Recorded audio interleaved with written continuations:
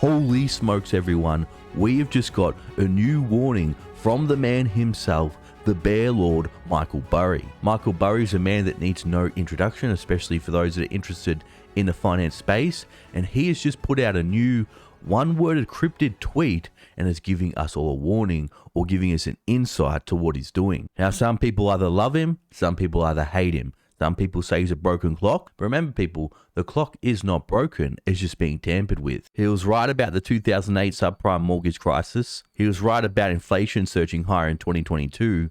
And he was also right that the indexes were in a bubble and we're going to see a crash like what we saw last year, as well as cryptocurrency. So in today's video, we're going to go over his latest warning. We're also going to go over the latest announcements by the Federal Reserve, what they've done with interest rates, but more importantly, what they're going to do with interest rates going forward. We're also going to go over some comments from a market analyst that said he's never seen a market fighting the Fed more than in his 40 years of trading. So everyone, this is going to be a good one. It's going to be a very important update. Let's not waste any time. Let's get straight into the news, the facts, and the data. Well, look at this, everyone. Big short legend Michael Burry issues a grave warning to investors with a one-worded tweet. Sell. So as we can see here, everyone, yesterday he tweeted out this one-worded tweet, sell. So what could he be talking about here? Sell your car, your house, stocks, cryptocurrency? Well, maybe it could be sell everything. Because many people are just looking at his tweet he did today and trying to interpret it. But he also put out another tweet a few days ago, which can give us some insights into what he's thinking. Because on Jan 25th, he tweeted this as well, this chart, and one word again, maybe. And what this chart here is a huge rally we saw in the dot-com bubble. We saw a massive bear market rally, and we can see here with this chart there's lots of rallies, but the overall trend was it went lower and lower and lower. And he's saying maybe history is about to repeat. And ladies and gentlemen, I completely agree. We've already seen this in this current market last year. We saw rallies in the S&P 500 of around 16%, which is what we're seeing now, only for the S&P 500 to fall lower. And we're getting more data and more proof that I think this is going to happen. We just have some momentum to the upside right now. The algorithms are trading on a lot of hopium. So the bulls are in control right now, short term, I think. But I think very, very soon, this is going to flip once, like I keep talking about, reality hits. Listen to this. The fund manager of the Big Short fame was likely urging investors not to be fooled by the recent rebound in stocks. The benchmark S&P 500 index gained 6.2% in January, while the tech-heavy NASDAQ composite surged 11%, making its best January performance since 2001. Again, we had lots of bear market rallies in 2001, only for the NASDAQ to absolutely plummet even lower. He diagnosed the greatest speculative bubble of all time in all things and predicted the mother oil crashes in the summer of 2021.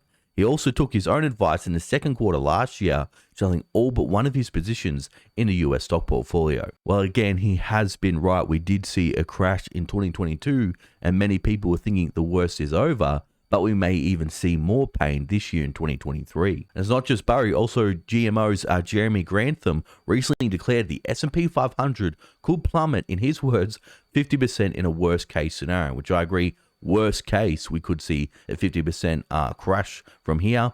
But I do think that's unlikely. I've been waiting more for a 35% crash. So we have Michael Burry warning us we're in a bear market rally and it's time to sell. But it seems like right now the markets is ignoring all the bad news and they're hoping that things are going to improve late this year in 2023. They're hoping the Federal Reserve is going to cut interest rates. But people, we just got news today what the Federal Reserve is going to do with their interest rate hikes. So let's go to the latest announcements from the Federal Reserve press conference today. Okay, listen to this, everyone. Powell begins with aggressive stance against inflation. Because the markets are all going to say the Federal Reserve is going to pivot today, he may even pause, or he may announce no more rate hikes coming, or he may announce cuts in 2023. Well, he didn't announce any of those at all. Let's listen to what he said. Jerome Powell started his conference by reaffirming the central bank's stance in fighting against inflation. Powell was repeating comments from the previous appearances. He said the Fed remained strongly committed to bringing down inflation. He repeated the statement, language about ongoing rate increases, and stressed the problems that inflation can cause for consumers and the labor market.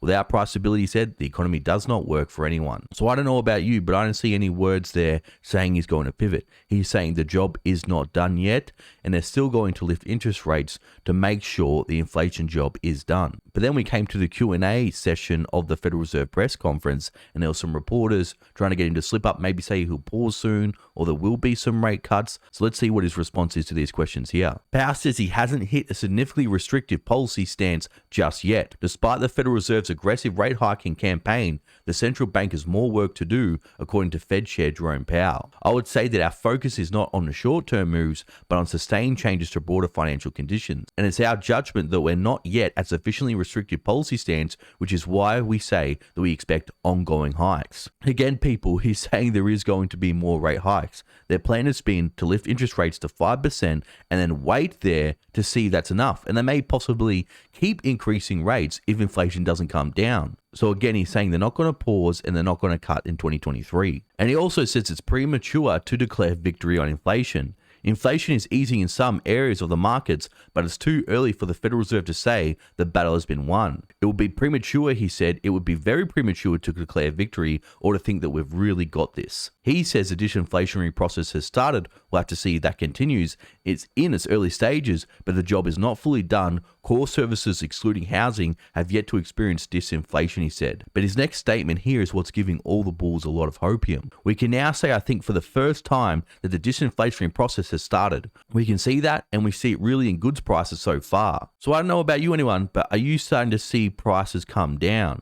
I still see at the grocery stores, things are still very, very expensive. Yes, while prices aren't going up 10% as they were before, this doesn't mean prices have all of a sudden going to plummet. That's not all. He responded to the specific question, will they cut in 2023? And this is his answer. Jerome Powell said he doesn't expect the Fed to cut rates this year as some major strategists project. Given our outlook, I don't see us cutting rates this year if our outlook comes true. Powell also said he was not concerned about the bond market, implying one more, I think they were meant to say, rate increase before a pause, because some market participants are expecting inflation to fall faster than the Fed does. If we do see inflation coming down more quickly, that will play into our policy stance, of course, he said. So again, he was asked the exact question, will you cut in 2023? And this is what the market is all relying on. This is why the markets are rallying, because the markets are pricing in 2 cuts later this year in 2023. That's what they're hoping on. That's what they're praying on. But the Federal Reserve is saying they're not going to do it.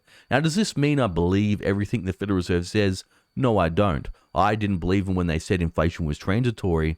But what I see is, I see the data telling me that inflation is going to be sticky for longer. But you may be wondering, well, okay, the Federal Reserve is not going to pivot anytime soon. They're still going to be lifting interest rates. There's not going to be any cuts. So why is the market still rallying? Well, let's have a closer look, everyone. Listen to this. In more than 40 years of trading, never have I witnessed a market fighting the Fed as boldly as this one. And that's exactly right. Even as the Fed says we need rates higher for longer, the bond market is pricing in 10-year treasuries 150 to 200 basis points lower than where the Federal Reserve says interest rates have to go. They want to go to 5%, but we're still seeing the 10-year US Treasury at 3.5%. So what's happening? Well, this trader says, why is the market so confident?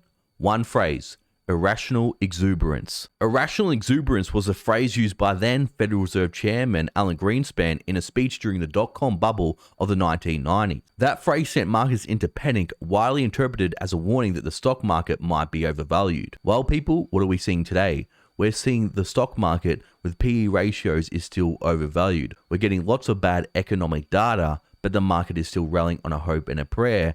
And what can happen with the market is, if it goes up for a few days in a row or a few weeks in a row, people then FOMO in, and that can sustain the rally in the short term. But when reality hits, when we get some more data, and what I expect when we get the CPI data for January, it is going to come in hot. And if the CPI does come in hot, I think we're going to see a very bloody day on Wall Street, one we haven't seen in months. Because while the Federal Reserve is going to lift interest rates to 5%, and even if they pause there, does that mean it's all of a sudden good for the economy because they're pausing? They say, yeah, no more rate hikes, everything's going to be fine. No, we're going to see severe economic pain just by leaving interest rates at 5%. Because listen to this. Consider Waller's recent statement that lag has been reduced to 9 to 12 months, but a 9-month lag means the economy has only felt March 25 basis point increases, and the economy will feel much more pain in the next 6 months as the bigger hikes take effect. It's insane to hike more to an inverted yield curve This guy's saying, well, I don't think it's insane at all when you've had inflation running at over 9%. It's better to lift interest rates too high to get inflation under control,